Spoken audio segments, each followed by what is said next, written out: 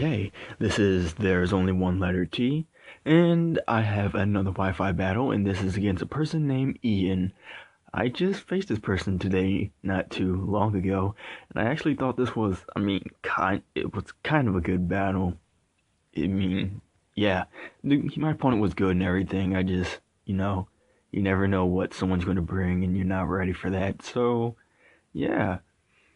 And you can see on his side, you can see a Rotom Heat, Shedinja, an Omastar, um, yeah, Bisharp, Alakazam, Donphan, and on my side, a Venusaur, Gyarados, Garchomp, Galvantula, Honchkrow, and a Azumarill.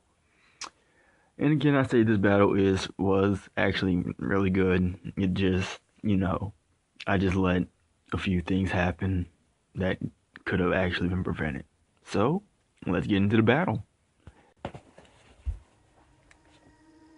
Okay, here we go. And as you can see, on I send out first my Tsuki, which is accidentally named. It was like when I was genning a Pokemon for a friend, I accidentally kept that nickname on my genning thing. And you see, he brings out his Rotom Heat, and he obviously switches out. I go for the Belly Drum, but I did not think of the Shedinja switch. So yeah, he kind of caught me off guard because I wasn't thinking of the Shedinja at the time, and I don't really write down the teams. So I switch out, and I go straight into my Garchomp because, I figure I should have stayed in, but luckily for me, he missed the Will-O-Wisp, and then he withdraws his Shedinja and goes straight into his Donphan, predicting obviously that I would go for something like Stone Edge. So I go for the Stone Edge, which I'm like, okay, that's alright, at least I broke off his Sturdy, but he's got leftovers, so I gotta think of something quickly before his, Sturdy comes back.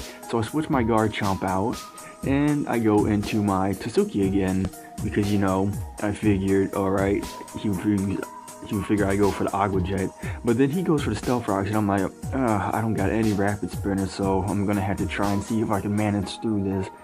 And so I switch out, predicting he'd go back straight into the Shedinja, and I go into my Gyarados, because, it's the Mega Gyarados with Mold Breaker, so Shedinja's ability won't even matter. So he withdraws his Donphan, and he does just what I said and goes back into a Shedinja. So I go straight for, first he withdraws again, and then he goes right into the Rotom, which I really don't understand why. And then I go straight for the Mega Evolution, because think about it, because like, when you go for Earthquake, that would have been pretty much quadruple effective, so I just don't know. So I go straight for the Waterfall, which will still be super effective, so that's one Pokemon down right there for you. And he sends out his Alakazam.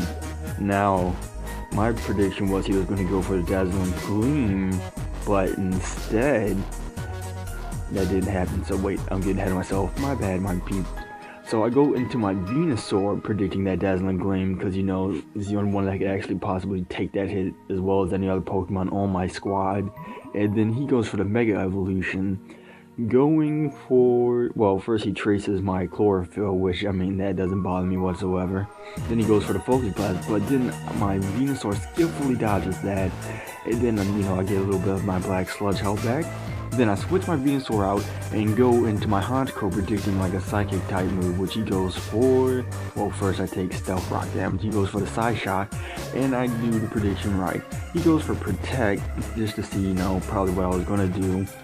So I go for Sucker Punch, and since I go for Sucker Punch, he's obviously going to switch out, so I go for Brave Bird, predicting that he'd go for, I don't know, I should have went for Heat Wave. That was a mistake on my part on this battle. So I go for the Brave Bird, but to my surprise, it actually did a decent amount of damage, and I'm like, wow, that's crazy. It's real crazy. So I lose HP due to Life Orb, so he switches his Bisharp out, of course, and then he goes into his Donphan, which I'm like, okay, yeah, Heat Wave at the last minute, knowing this was going to happen. But then the Heat Wave does a lot of damage, and I'm like, god damn, Honchkrow is powerful. So then he gets a little bit of that leftover damage. I switch in my Honchkrow because I don't want to take in anything. So I'm taking all the stealth rock risk, and I go straight back into the Azumarill, just to get the Aqua and all that.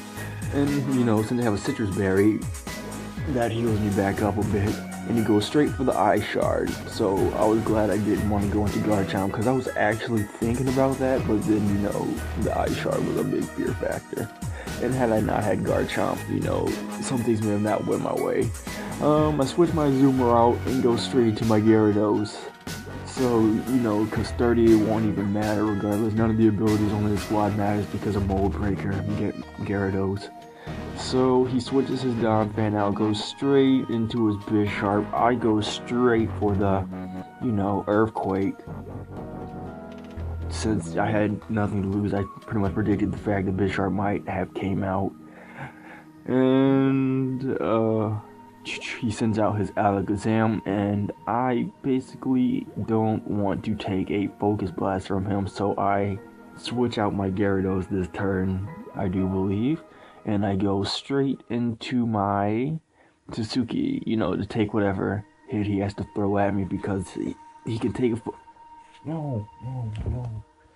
He can take a Focus Blast just well enough.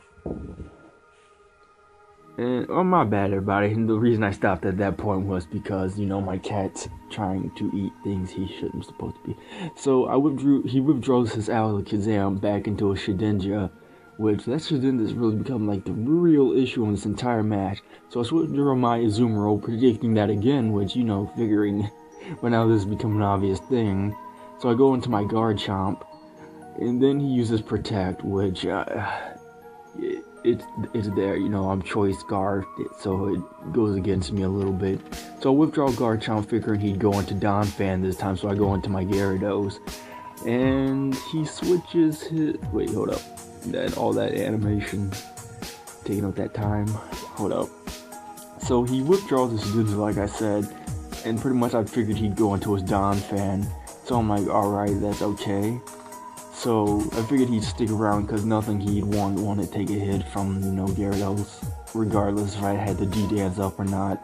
So I go for the Waterfall, yet taking out another Pokemon. Which, so far, all my plays have been well except for the point where I went with the Honchkrow. But, everybody makes mistakes. Nobody's perfect. Yeah. So he goes back straight into his Alakazam. I switch my Gyarados yet again because I do not want to risk taking a Focus Blast whatsoever, because I want to keep my Gyarados around, or anything for that Shedinja for that matter. So I go straight into my Azumarill, taking whatever last hit it can take. He uses Focus Blast. Azumarill goes down at last. Azumarill has done its job for me when it just comes to that tricking out that Shedinja. So I go into my Galvantula, and I'm like, okay, I really don't need Galvantula, there's no use for it, but maybe if I can survive something out of the Divine Life deity or whatever shit, I can get up a Sticky Web, but that did not happen.